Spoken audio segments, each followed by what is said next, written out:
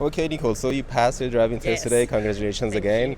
How did the test go? What kind of traffic situations did you go to with the examiner? So we went along the main road and then we went some back streets so I could do some manoeuvres. We went along some busier roads, a lot of 50s and 60s, and then we came back.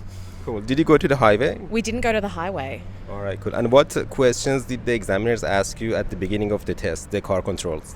So they asked me where my hazard lights were and they asked me to turn on my windscreen wipers. Beautiful.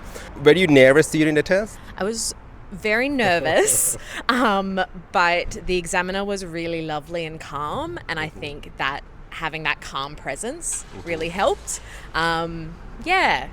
Beautiful. And what maneuvers did you do? We did a reverse and a U-turn. Perfect. And any tips for the new learners who are going for the test? I think I personally was very in my head about it. It is not as scary as it seems. I think that's my biggest thing. Yeah. Thank you very much. Thank you very much, Nicole. And good luck for all the learners that are going for the test. Thank you.